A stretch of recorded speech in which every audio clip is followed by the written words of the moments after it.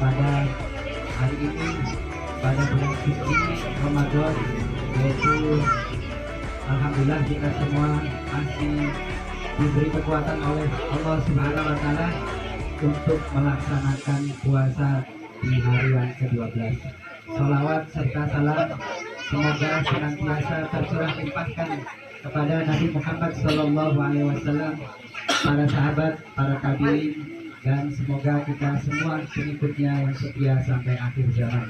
Amin, amin ya rabbal alamin. Pertama-tama yang kami hormati Ustaz Zainuri Afif selaku Ketua Kordapil 12.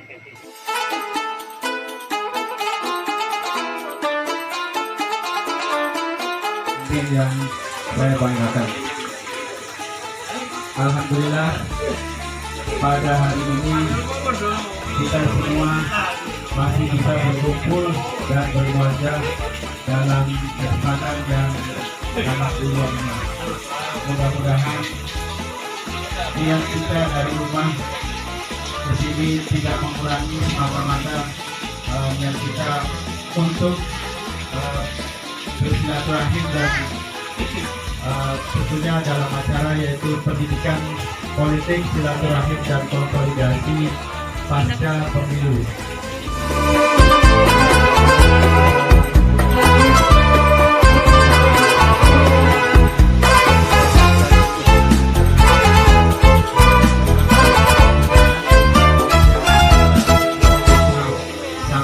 Sambutan, kemudian acara yang ketiga yaitu tauzim, kemudian acara yang terakhir yaitu penutup atau doa. Baiklah, kita buka saja pertemuan kita kali ini dengan bersama-sama membaca basmalah. Bismillahirrahmanirrahim. Kemudian acara yang kedua yaitu pembacaan ayat suci Al-Quran yang akan dibacakan oleh Al-Ustaz Abu Salim. Kepada beliau kami persilakan.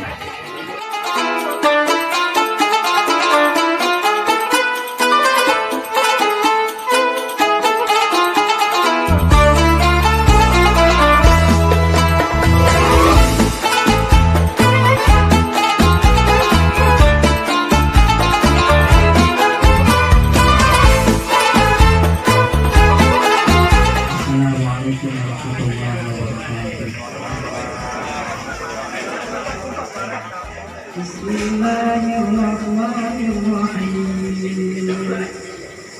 Ya ayyuhalladzina amanu kutiba alaykumus siyam kama kutiba alal ladzina min qablikum la'allakum tattaqun.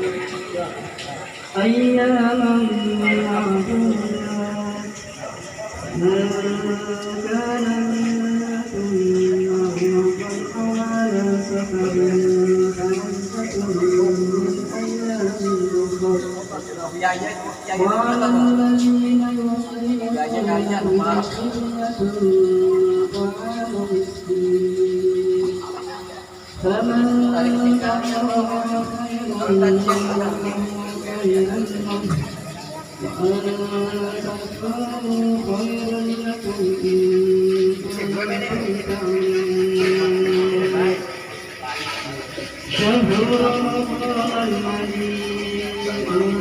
Nenek ke, masa enggak?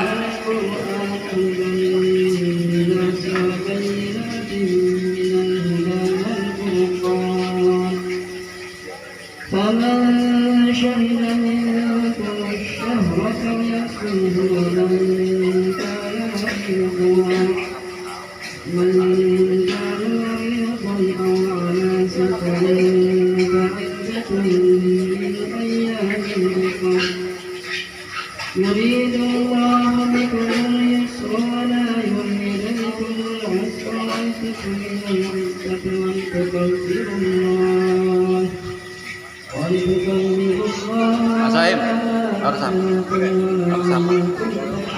Ibu, istri enggak? Istri enggak boleh.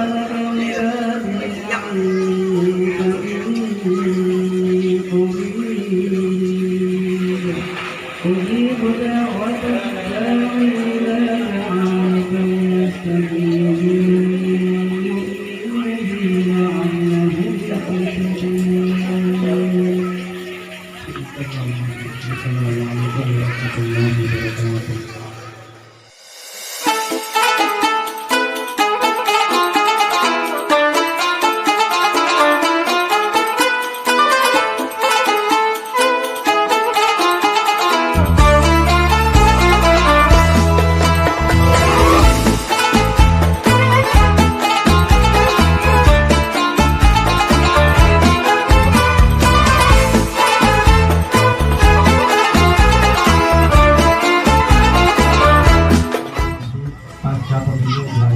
24 dan diakhiri dengan iftar jamaah.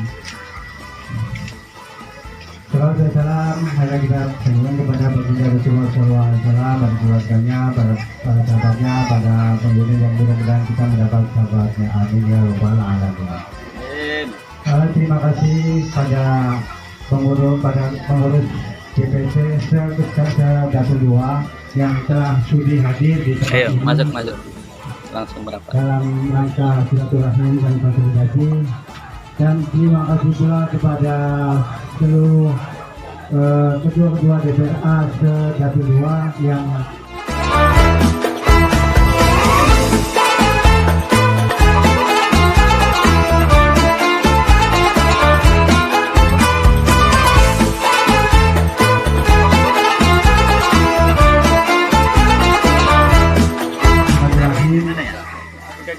Allah juga menjadikan bahwa kalau kita memperbanyak silaturahmi yaitu akan memperbanyak ilmu, panjang umur dan banyak memberikan limpahan rezeki kepada kita semua. Karena kita sudah menginjak ke puasa yang ke-12 ya, ke-12.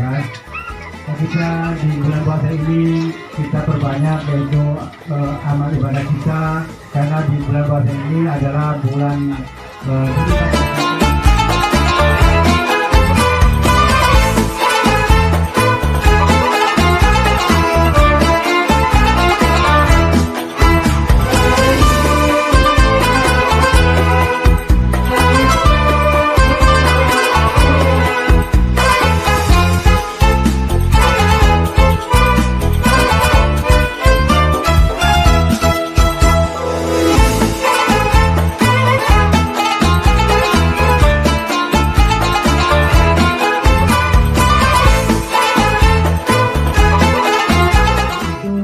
saya minta maaf yang sebesar-besarnya kepada para hadirin yang hadir di sini.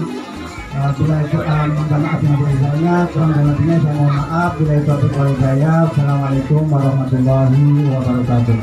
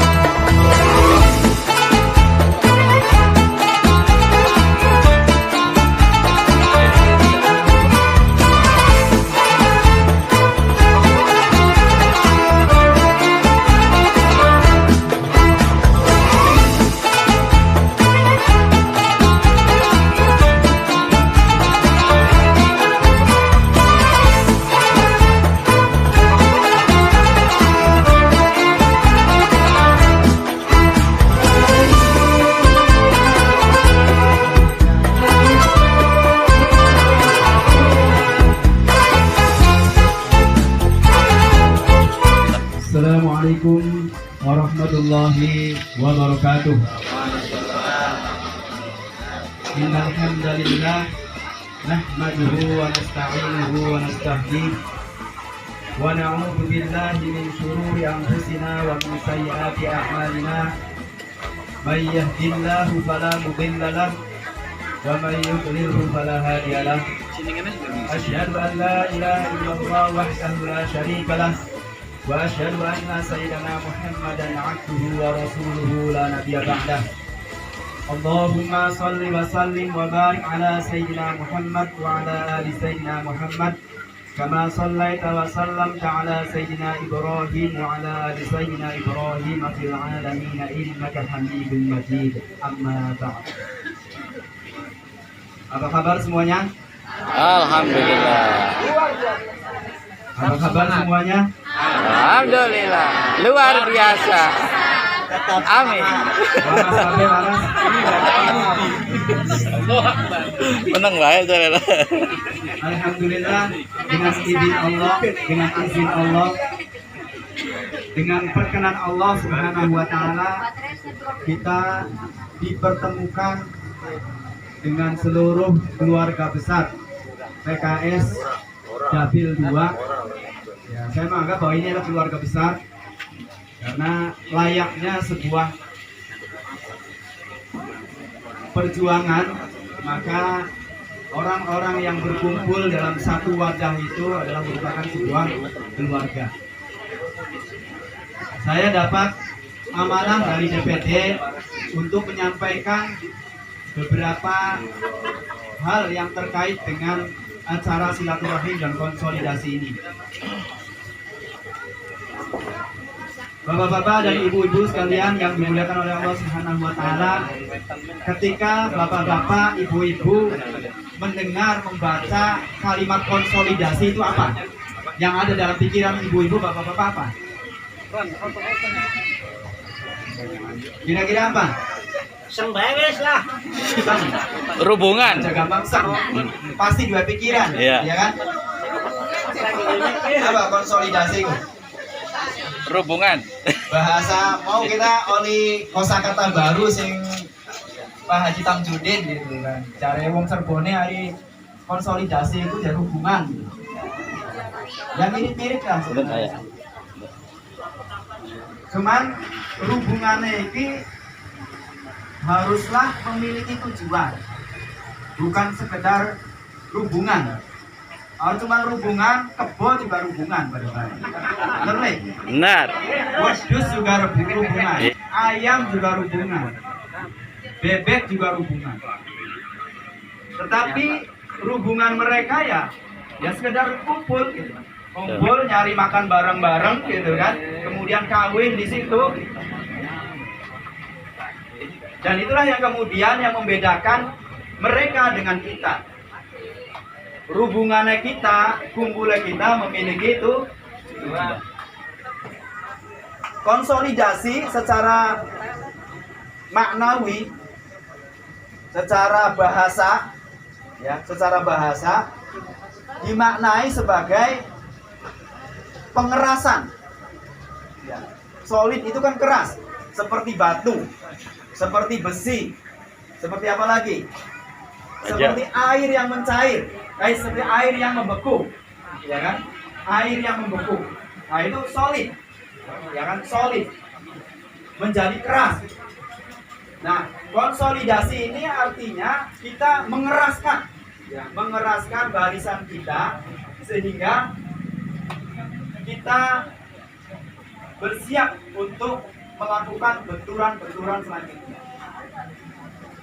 Melakukan benturan kan? Buat apa solid kalau nggak ada benturan kan? Jadi soliditas itu ya tujuannya untuk melakukan benturan-benturan. Walaupun benturannya ya medannya banyak.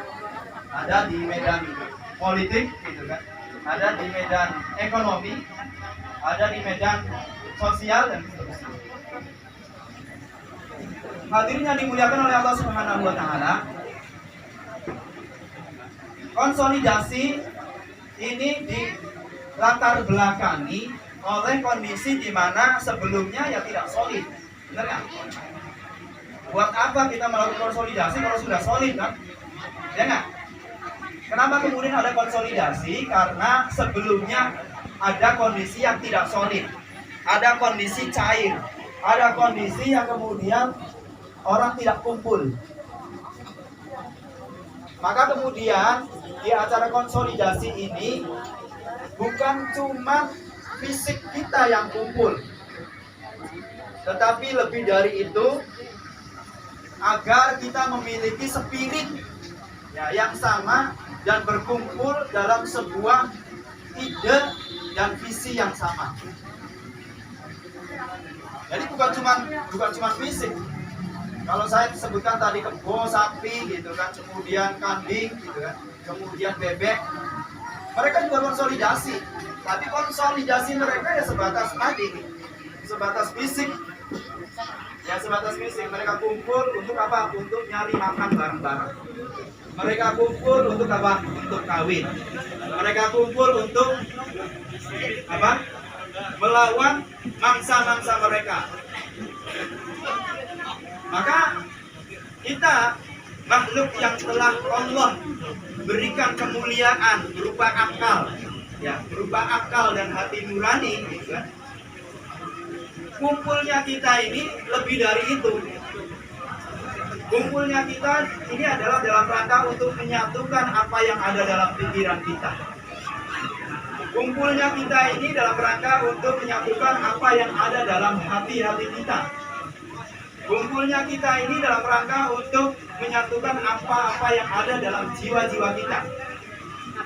Jiwa-jiwa orang muslim tentunya. Jiwa-jiwa yang mendaki keadilan.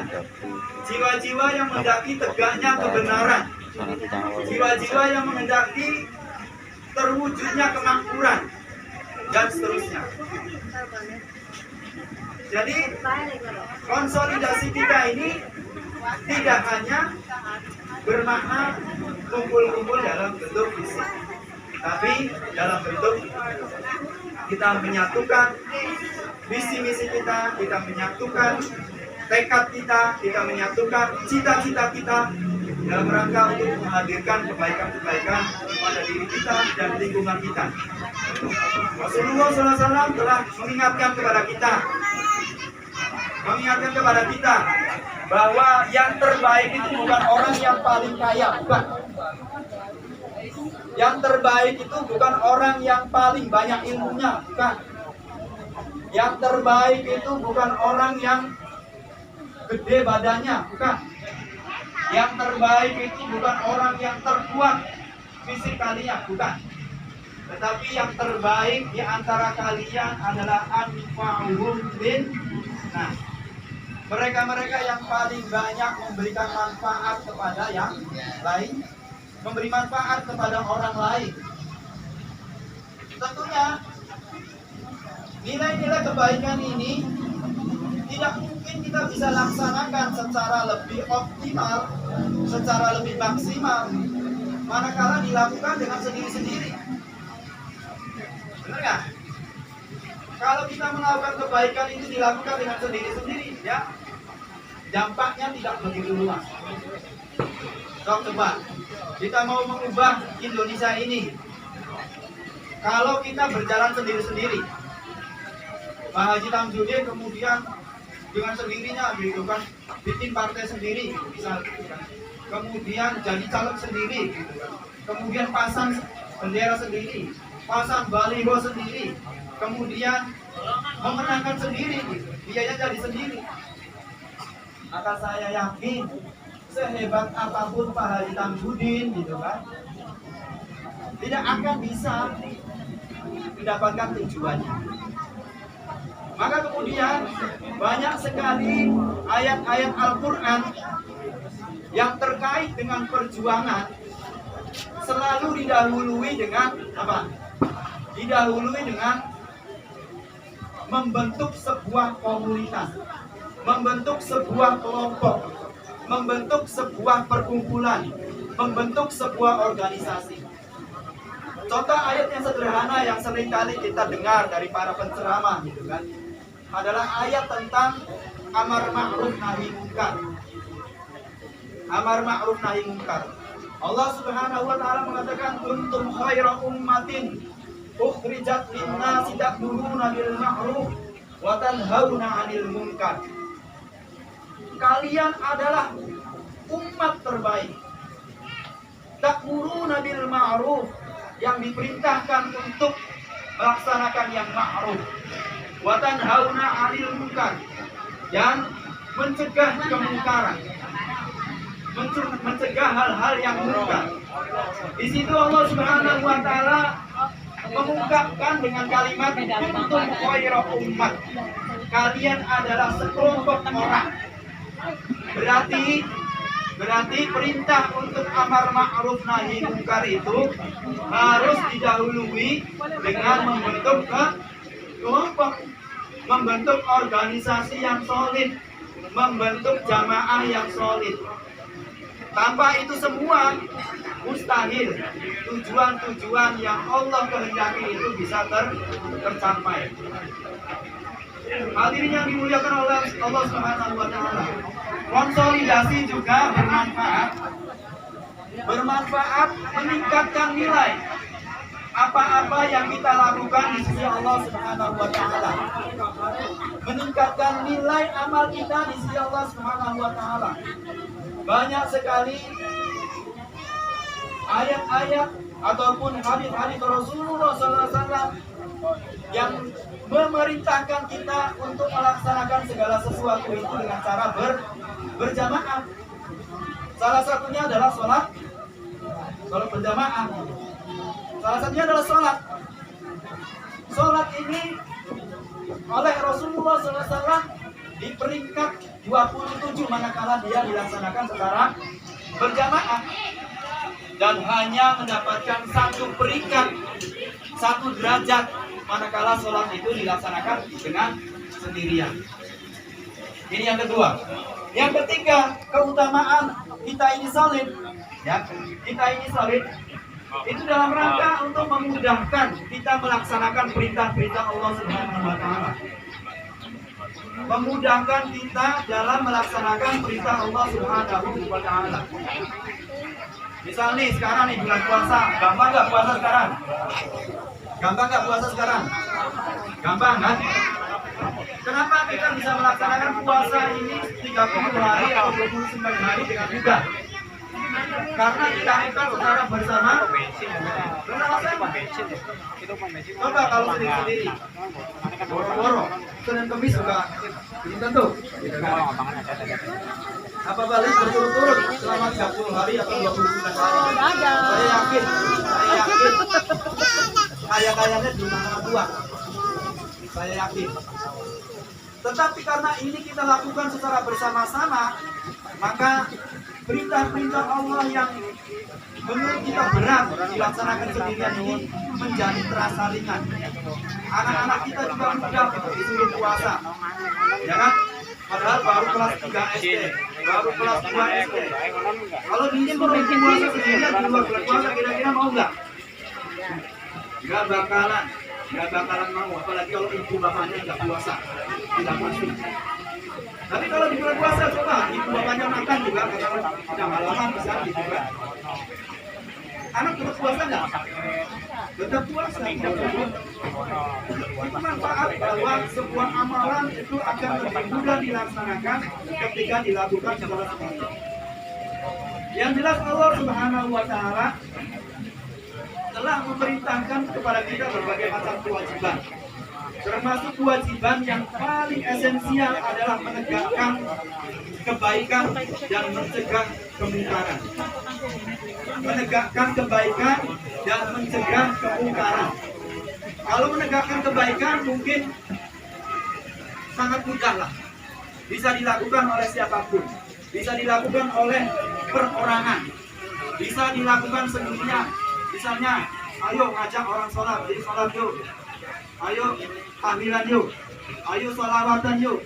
Ayo baca Quran yuk. Resikonya apa? Resikonya yang paling ditolak, gitu kan? Resikonya paling ditolak, gitu kan? Mohon maaf, gitu kan? Saya lagi ada kesibukan. Mohon maaf, saya lagi menyelesaikan pekerjaan ini dan sebagainya.